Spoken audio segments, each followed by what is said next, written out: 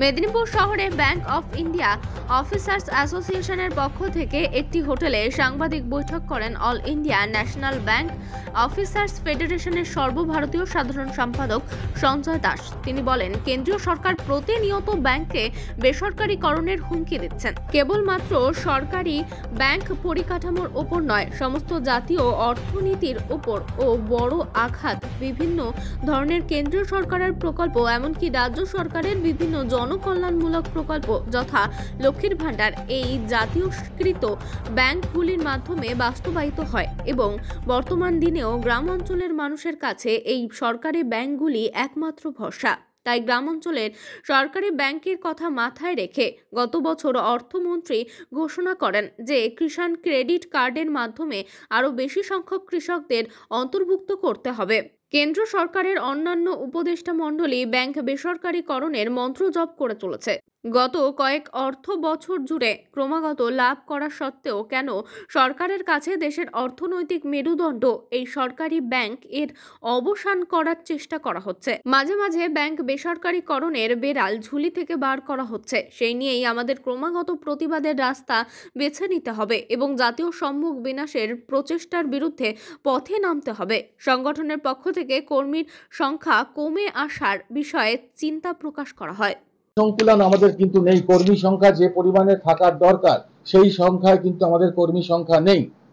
তা সত্ত্বেও আমরা সরকারের কাছে বারবার করে বলছি যে এখানে কর্মী নিয়োগ করুন।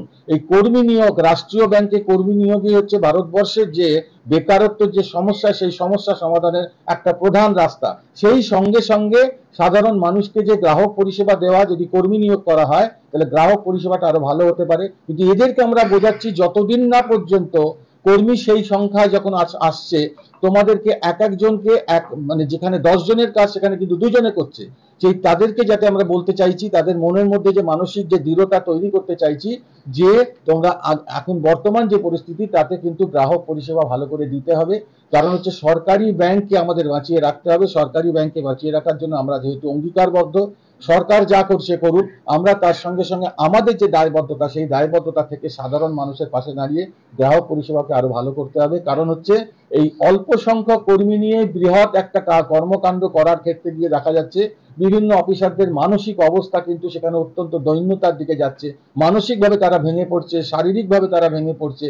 সেই শারীরিক এবং মানসিক জোর দেওয়ার জন্য কিন্তু বিভিন্ন জায়গায় গিয়ে আমরা এই ক্লাস্টার মিটিংগুলো করছি, যাতে করে তাদের মধ্যে মনোবলতা সঞ্চয় করার যোগান দেওয়া যায় যে তুমি ভারতবর্ষের রাষ্ট্রীয় ব্যাংকে কাজ করো বলে তোমার মাথা গর্বের সঙ্গে উঁচু করে তুমি আরো একটু বেশি পরিশ্রম করে যাতে সাধারণ মানুষের কাছে তুমি গ্রাহক পরিষেবাটাকে উন্নত করতে পারো। সেই জন্য তাদের মনোবল যোগানোর জন্য আমরা সারা ভারতবর্ষ জুড়ে বিভিন্ন জায়গায় গিয়ে ক্লাস্টার মিটিং করছি, অফিসারদের সঙ্গে মিলিত হচ্ছি, কর্মীদের সঙ্গে মিলিত হচ্ছি। সমস্যার সমাধান করতেই হবে, কারণ ভারতবর্ষের অর্থনীতিকে যদি বাঁচিয়ে রাখতে হয় তাহলে কিন্তু এই রাষ্ট্রীয় ব্যাংকে বাঁচিয়ে রাখতেই হবে, এবং রাষ্ট্রীয় ব্যাংকে যদি বাঁচিয়ে রাখতে হয়, গ্রাহক পরিষেবা যদি ভালো করতে হয়, তাহলে কিন্তু কর্মী নিয়োগ করতেই হবে। কারণ ভারতবর্ষের একটা অত্যন্ত বড় সমস্যা যেটা হচ্ছে যে আমাদের দারিদ্র্য দূরীকরণ এবং হচ্ছে আমাদের বেকারত্ব। এই বেকারত্ব যে আমরা পার্সেন্টেজ দেখতে পাচ্ছি, প্রতিদিন সে বেকারত্ব সংখ্যা বেড়ে যাচ্ছে। গত 40 বছরে ভারতবর্ষে এত বেকার ছিল না, আজকে এত বেকারত্ব হচ্ছে। আজ এই অবস্থায় যে সরকারি যে ব্যবস্থাপনা রয়েছে, তাতে ব্যাংকগুলোকে মার্জ করিয়ে দেওয়ার, ব্যাংকগুলোকে প্রাইভেট করিয়ে দেওয়ার যে চক্রান্ত চলছে, তাতে আরো বেশি সংখ্যক ব্যাংকের শাখা বন্ধ হয়ে যাবে।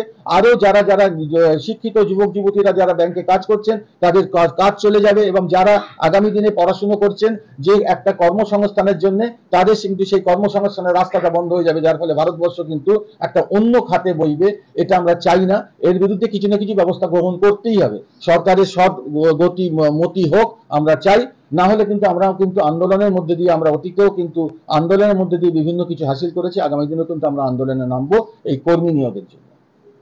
কোন কোন জেলা আজকে আপনাদের ক্লাস? এটাতে মূলত আছে মেদিনীপুর, বাঁকুড়া, পুরুলিয়া এবং বর্ধমান থেকেও এবং হাওড়া থেকেও কিছু মানুষজন এসেছে।